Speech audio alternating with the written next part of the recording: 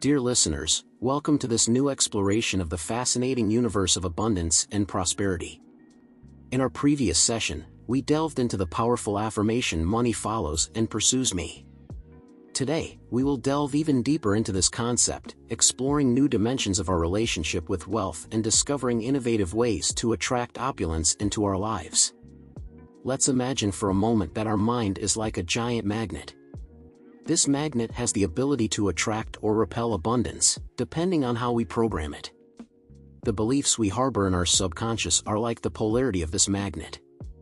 If our beliefs are aligned with scarcity, our mental magnet will repel prosperity.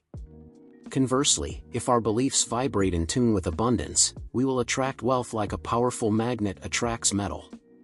Allow me to share an anecdote that perfectly illustrates this principle. A few years ago, I had the privilege of meeting a successful entrepreneur, whom we'll call Charles. Charles had grown up in a humble home, where the struggle for daily sustenance was constant.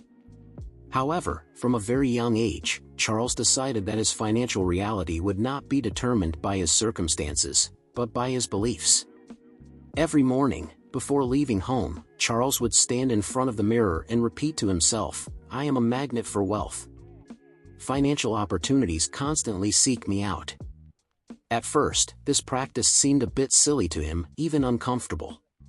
But he persisted, convinced that he was reprogramming his mental magnet.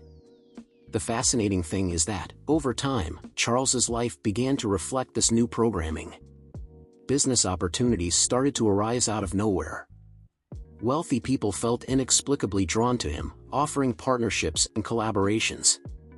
It was as if the entire universe was conspiring to make his daily affirmation a reality. Today, Charles owns a multinational company and is a renowned philanthropist.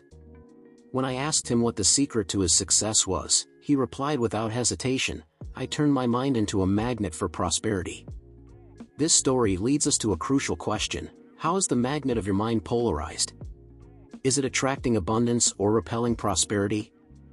Let's now explore another powerful analogy. Let's imagine that our relationship with money is like a plant. Just as a plant needs water, sunlight, and nutrients to grow, our prosperity requires certain elements to flourish. Water, in this analogy, represents our daily thoughts about money.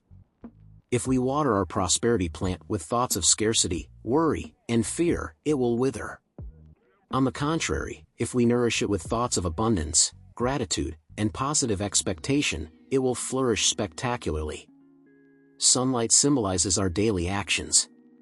Just as a plant needs to be exposed to light to perform photosynthesis, our prosperity needs us to take concrete actions to manifest. These actions can be as simple as keeping track of our expenses, investing in our financial education, or actively seeking opportunities for economic growth. Nutrients, in this case, represent our subconscious beliefs about money. They are like the fertilizer that feeds the roots of our prosperity plant. If our beliefs are rich in abundance nutrients, our wealth will grow strong and healthy. If, on the contrary, our beliefs are contaminated with limiting ideas, our prosperity will be hindered. Let me share the story of Laura, an artist who struggled to make her passion profitable. Laura loved painting, but she had grown up hearing phrases like "artists starve" or "art doesn't pay." These beliefs acted as a poison for her prosperity plant. One day, Laura decided to change the narrative. She began to water her mind with thoughts like "my art is valuable and people are willing to pay for it." She started to expose her plant to light, actively promoting her work on social media and participating in art fairs. And most importantly, she fertilized the roots of her prosperity with new beliefs: "I am a prosperous and successful artist." The result was astonishing. In less than a year, Laura had tripled her income. Her paintings began to sell at prices she previously considered impossible. Art galleries sought her out to exhibit her work. Her prosperity plant was flourishing spectacularly. Now, dear listeners, I ask you, how are you caring for your prosperity plant? Are you watering it with nourishing thoughts? Are you exposing it to the light of positive actions? Are you feeding its roots with empowering beliefs? Let's now move on to another fascinating perspective. Let's imagine that the flow of money in our lives is like a river. A natural river flows freely, carrying water, in this case, abundance, throughout its course. However, sometimes we build mental dams that block this natural flow. These dams can be limiting beliefs such as "I don't deserve to be rich," "money is the root of all evil," or "wealth is only for a privileged few." Each of these beliefs acts as a concrete block in our mental dam, preventing abundance from flowing freely in our life. The good news is that, just as we can build these mental dams, we can also dismantle them. Every time we recognize and question a limiting belief, we are removing a block from our dam. Every time we adopt a new empowered belief, we are opening a floodgate for abundance to flow with greater force. Let me share the story of Michael, an entrepreneur who had built a massive mental dam in his river of prosperity. Michael grew up in a family where money was a taboo subject. "Money is not discussed, it's rude to talk about money," were phrases he constantly heard. As a result, Michael developed extreme discomfort with everything related to money. He avoided checking his bank accounts, felt guilty every time he earned more than what he considered enough, and unconsciously sabotaged his opportunities for financial growth. One day, Michael decided to face his mental dam. He began to educate himself about finances, to talk openly about money with trusted people, and to question every limiting belief that arose in his mind. Little by little, the blocks of his dam began to fall. The result was transformative. As his mental dam crumbled, the river of abundance began to flow strongly in his life. New business opportunities emerged, his income multiplied, and most importantly, Michael finally felt at peace with the idea of prosperity. Now, dear listeners, I ask you, what mental dams have you built in your river of abundance? Are you ready to start dismantling them? Let's now move on to another powerful analogy. Let's imagine that our subconscious mind is like a garden. Every thought, every belief we harbor, is like a seed we plant in this garden. Limiting beliefs about money are like weeds in this mental garden. They grow fast, spread easily, and if we don't control them, they can choke out the healthy plants of prosperity. Phrases like "money doesn't grow on trees," "you have to work hard to earn little," or "rich people are greedy" are examples of these mental weeds. On the other hand, empowering beliefs are like beautiful flowers and fruit trees in our mental garden. Thoughts like "I am a magnet for abundance," "money flows to me with ease and grace," or "I deserve prosperity in all aspects of my life" are seeds that, if we cultivate them carefully, can transform our mental garden into an oasis of abundance.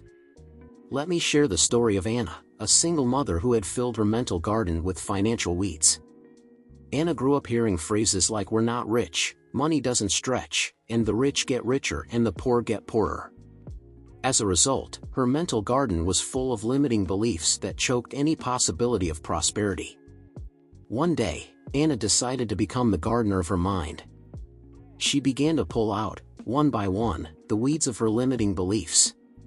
Every time she found herself thinking "I can't afford this," she stopped and replanted that thought with "I am open to new ways of increasing my income." Anna didn't stop there. She began to actively plant new seeds of prosperity in her mental garden. Every morning, she repeated affirmations like "I am deserving of abundance," "the universe conspires for my financial success," and "I attract opportunities for prosperity with ease." The result was amazing.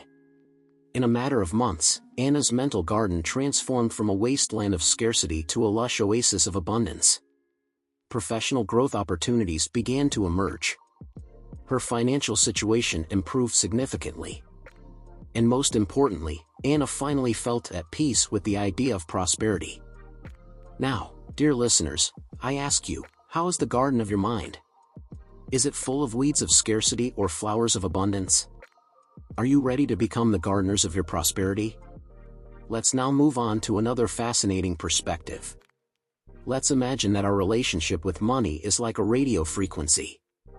Just as a radio can tune into different stations, we can tune into different frequencies of prosperity. When we focus on scarcity, on debts, on lack, we are tuning into the frequency of poverty. It's as if we were constantly listening to a radio station that only broadcasts bad financial news. On the other hand, when we focus on abundance, on opportunities, on growth, we are tuning into the frequency of prosperity. It's as if we switched to a radio station that constantly broadcasts good news and financial opportunities. The good news is that we have total control over the dial of our mental radio. At any moment we can decide to change frequency. Let me share the story of Peter, a young professional who was constantly tuned to the frequency of scarcity.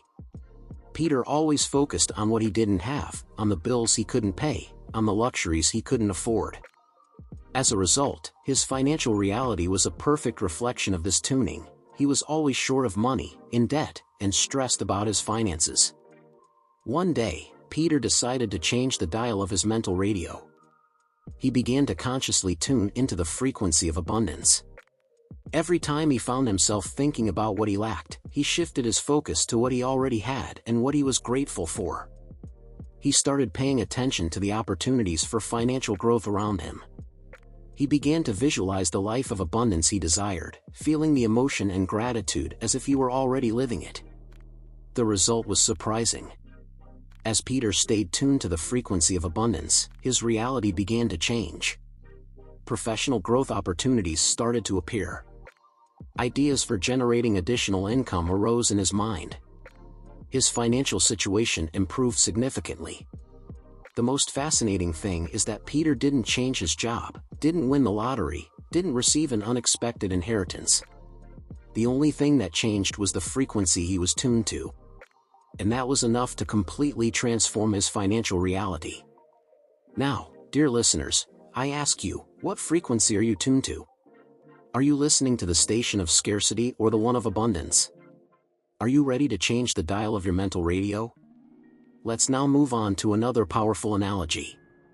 Let's imagine that our mind is like a theater and our beliefs about money are the actors on stage. Each belief has a role in the play of our financial life. Limiting beliefs are like villains in this play.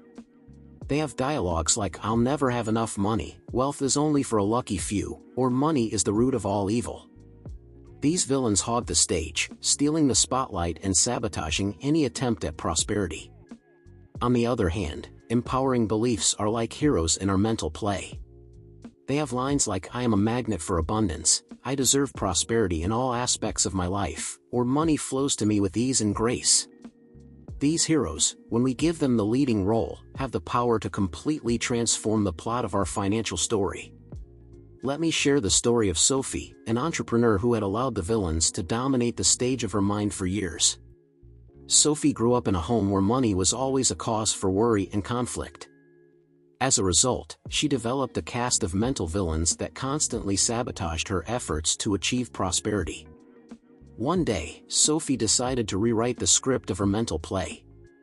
She began to identify the villains in her mind and question their dialogues.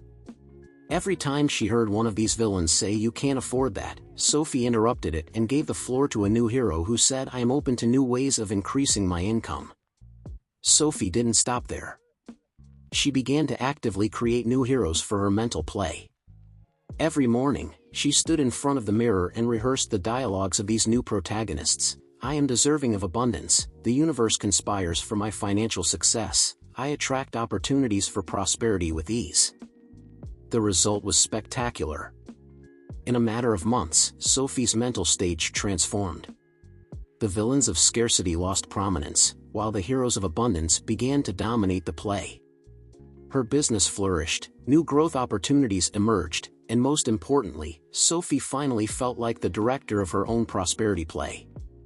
Now, dear listeners, I ask you, what ingredients are you using in your prosperity recipe? Are you following the proper preparation process? Are you ready to become the master chefs of your abundance? Dear friends, remember that abundance is not something external to us, something we must pursue or conquer. True abundance is born from within, from our thoughts, from our beliefs, from our connection with the universe. Each of us has the power to transform our financial reality. Whether we see ourselves as gardeners planting seeds of prosperity, as chefs creating a recipe for abundance, as actors in the theater of our mind, or as communicators in constant dialogue with the universe, we have the ability to create the life of wealth and fulfillment we desire. The path to prosperity begins with a simple change of perspective. It begins with the decision to see money not as something scarce or difficult to obtain, but as an abundant energy that flows freely in the universe. It begins with the choice to see ourselves not as victims of economic circumstances, but as powerful creators of our financial reality. So I invite you, dear listeners, to begin rewriting your prosperity story from today. Plant seeds of abundance in the garden of your mind. Create a recipe for financial success with the best mental ingredients. Star in a play of wealth and fulfillment in the theater of your consciousness. Engage in a positive and empowering dialogue with the universe. Remember, the power to create abundance lies within you. It's not about chasing money, but about becoming a magnet for prosperity. It's not about working harder, but about aligning yourself with the flow of abundance that already exists in the universe. As you go about your day, I challenge you to be aware of your thoughts about money. When you catch yourself thinking a limiting thought, pause, take a deep breath, and consciously replace it with an empowering one. Remember, every thought is a seed, every belief is an ingredient, every word is a line in your prosperity play. And most importantly, practice gratitude. Gratitude is like Miracle-Gro for your prosperity garden. The more you appreciate what you already have, the more reasons the universe will give you to be grateful. Start each day by listing 5 things you're grateful for, no matter how small they may seem. Dear listeners, you are the authors of your financial story, the gardeners of your prosperity, the chefs of your abundance recipe. You have all the tools you need to create a life of wealth and fulfillment. Trust in your ability to manifest abundance, believe in your worthiness to receive prosperity, and above all, enjoy the journey. Thank you for joining me on this exploration of abundance and prosperity. Until next time, may your garden of wealth flourish, may your prosperity recipe be delicious, and may your dialogue with the universe be filled with joy and abundance. Remember, you are a magnet for prosperity, and the universe is conspiring for your success. Embrace your power, and watch as abundance flows into your life with ease and grace.